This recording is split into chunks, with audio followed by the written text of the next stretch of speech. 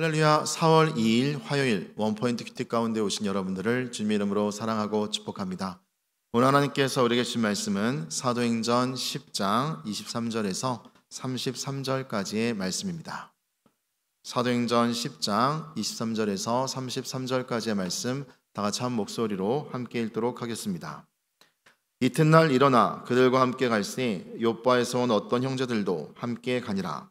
이튿날 가이사랴에 들어가니 고넬료가 그의 친척과 가까운 친구들을 모아 기다리더니 마침 베드로가 들어올 때에 고넬료가 맞아 발 앞에 엎드려 절하니 베드로가 일으켜 이르되 일어서라 나도 사람이라 하고 더불어 말하며 들어가 여러 사람이 모인 것을 보고 이르되 유대인으로서 이방인과 교제하며 가까이 하는 것이 유업인 줄은 너희도 알거니와 하나님께서 내게 지시하사 아무도 속되다 하거나 깨끗하지 않다 하지 말라 하시기로 부름을 사양하지 아니하고 왔노라. 묻노니 무슨 일로 나를 불렀느냐. 고넬료가 이르되 내가 나흘 전 이맘때까지 내 집에서 제 구시 기도를 하는데 갑자기 한 사람이 빛난 옷을 입고 내 앞에 서서 말하되 고넬료야 하나님이 내 기도를 들으시고 내 구제를 기억하셨으니 사람을 욥바에 보내어 베드로라는 시몬을 청하라. 그가 바닷가 무두장이 시몬의 집에 유숙하느니라 하시기로 내가 곧 당신에게 사람을 보내었는데 오셨으니 잘하였나이다. 이제 우리는 주께서 당신에게 명하신 모든 것을 듣고자 하여 다 하나님 앞에 있나이다. 아멘. 이 시간 하나님이 이끄시는 한 걸음이란 제목으로 담임 목사님께서 큐티 인도해 주시겠습니다. 할렐루야. 자, 오늘 우리 사도행전 10장 23절에서 33절을 보면 우리가 평소에 가지고 있던 편견의 벽, 이게 사실 생각보다 두껍습니다. 자, 가진 자는 없는 사람들을 때로는 무시할 수밖에 없고 또 심지어는 멸시하기까지 하고 서로 간에 무슨 내가 얻을 게 있으랴 하는 생각 때문에 상종을 꺼려합니다. 거기서 편견의 벽은 자녀들에게 그대로 전수되고 가족의 하나의 생각이 되고 하나의 벽이 됩니다. 하나님은 사실은 모든 인간을 하나님의 그 솜씨로 만드셨다는 걸 볼 때 하나하나 다 소중한 하나님의 걸작품들이에요. 물론 그 안에 악한 영이 들어가서 아주 사단의 도구가 된 존재도 있습니다만 사람 그 자체는 우리가 세상도 오염된 세상은 우리가 회복돼야 되지만 하나님이 원래 창조한 코스모스의 세상은 아름다운 질서 아닙니까? 그런 걸 찾아서 본질을 누리고 즐기고 또 하나님의 뜻을 구현하는 것이 오늘도 큐티의 이유 중에 하나입니다. 복음은 이런 장벽을 깨는 거고 어떤 면에서 보면 인간이 만든 수많은 전선들을 무너뜨리며 하나님 나라라는 한 나라로 통일시키는 거예요. 마치 이사야서나 에베소서에 말한 것처럼 만물이 그 안에서 통일되게 하려 하심이라. 그럴 때 큰 장벽은 관습으로 얻어진 편견, 아니면 내가 살아오면서 인종적으로 얻어진 편견, 문명적으로 얻어진 편견, 또 물질적으로 얻어진 편견들, 이런 것들이 진리 안에서 무너지는 것이 복음입니다. 자, 오늘 여기 사도행전 10장 23절 말씀 보시면은 이 베드로와 고넬료의 만남을 통하여 두 사람의 편견이 무너지는 장면을 보게 돼요. 베드로는 이방인 고넬료를 만날 이유가 없어요. 여러분, 만난다는 것은 유대인으로서 이방인을 만난다는 것은 잘못된 일입니다. 자, 율법적으로는 위반입니다. 그리고 고넬료는 다른 사람이 아니고 여기 식민지를 지배하고 있는 지배자입니다. 지배자가 자기가 수그리면서 오늘 자기 밑에 있는 식민지의 어떤 사람을 머리 숙여가며 만날 이유도 더더욱 없습니다. 그런데도 불구하고 하나님의 성령은 가장 만날 수 없는 두 사람을 만나게 합니다. 오늘 여러분 가장 만날 수 없는 두 관계, 어떤 관계 있습니까? 성령님께서 관용과 아량으로 풀어 만나게 함으로 진리가 이기고 성령이 이기는 것을 체험하시기를 바랍니다. 오늘 23절 말씀을 보니까 이튿날 일어나 그들과 함께 갈새 욥바에서 온 어떤 형제들도 함께 가니라. 자, 베드로가 환상 본 다음에 그 다음날에 고넬료가 보낸 그런 종들을 만났죠. 이튿날 가이사랴에 들어가니 고넬료가 그의 친척과 가까운 친구들을 모아 기다리더니, 고넬료가 먼저 기다려요. 왜 기다린가 했더니 30절 보니까 고넬료에게 이미 벌써 하나님이 먼저 임하셨어요.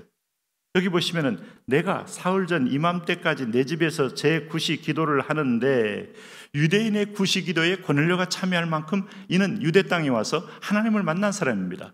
기도에 동참하면서 물론 성령이 그에게 들어갔다는 어떤 분명한 오순절 성령의 직접적인 어떤 은혜를 입은 자로서는 표현되지 않지만 이미 그 땅에 하나님과의 오랜 교통 속에서 그 은총에 함께 참여해서 기도했다. 하나님은 아마 그를 긍휼히 여겨서 그의 기도를 듣고 있고 보고 계셨다는 걸 알 수 있어요.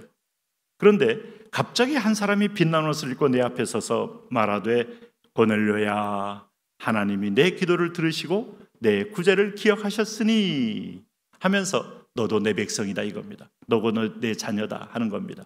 천사가 고넬료에게 하나님의 음성과 하나님이 들으신 응답을 전해주는 거죠. 그랬더니 32절에 사람을 요바에 보내어 베드로라 하는 시몬을 청하라. 그가 바닷가 무두장이 시몬의 집에 유숙하느니라. 우리가 이스라엘 땅밟기 아울리치를 하면서 바닷가에 무두장이 시몬의 집을 한번 방문한 적이 있는데 그 앞에는 정말 지중해가 쫙 펼쳐져 있는 그 골목으로 올라가면 여전히 그 집이 있다는 것을 발견했어요.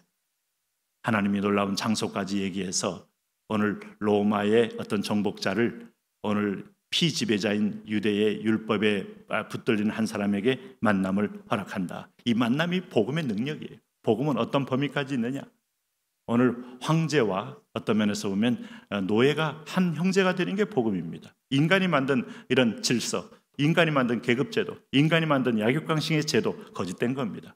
하나님의 은혜가 들어가면 오늘 피해자와 가해자가 포옹할 수 있는 것이고 오늘 집안의 숙적인 유럽으로 말하면 합스부르크 가와 또 무슨 가가 장미전쟁으로 아니면 백년전쟁으로 그렇게 처절하게 원수가 되었다가도 하나가 될 수 있는 겁니다. 자, 여기 보세요. 여기 26절에 보니까 베드로가 이렇게 이르되 일어서라 나도 사람이라 하고 더불어 말하여 들어가 여러 사람이 모인 것을 보고 이르되 유대인으로서 이방인과 교제하며 가까이 하는 것이 위법인 줄은 너희도 알거니와 하나님께서 내게 지시하사 아무도 속되다 하거나 깨끗하지 않다 하지 말라 하시기로 부름을 사양하지 아니하고 왔노라. 문노니 무슨 일로 나를 불렀느냐. 자, 이것이 위대한 만남이다. 우리는 편견이 있지만 하나님은 이미 창조 때에 아담을 부르고 하와를 부르고 한 형제 됐음을 하나님은 그 그림대로 우리를 회복시키는 거예요.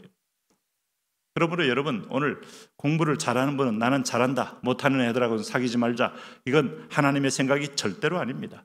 부자가 된 사람은 부유하니까 없는 것들하고는 이제는 상종하지 말자, 이건 여러분 망하는 길입니다.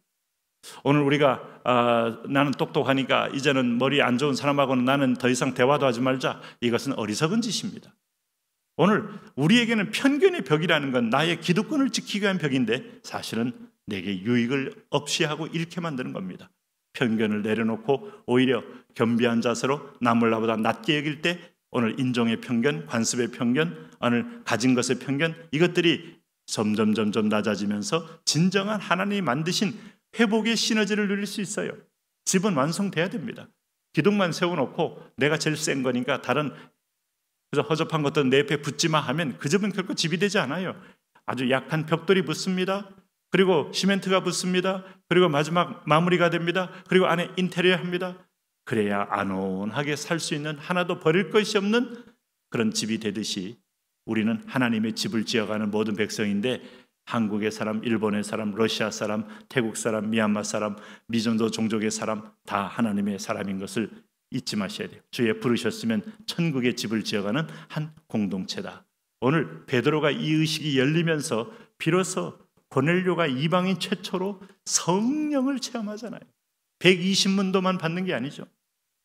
그래서 하나님이 우리만 역사하시는 게 아니라 이방인에게도 동일하게 하는 걸 내가 깨달았도다. 깨닫지 못해서 문제입니다. 알지 못해서 문제예요. 오늘도 우리 말씀을 통해서 이 아침에도 편견 없이 좀 성령으로 자유한 하루를 보내시고 인생을 보내시고 하나님의 거룩한 축복의 시너지를 누리시면 좋겠습니다. 하나님, 그런 은혜와 그런 사랑 잃지 말게 하시고 그렇게 내 인생을 스스로 옥죄는 인생이 아니라 자유케 되는 삶 되게 하여 주옵소서. 예수님 이름으로 기도합니다.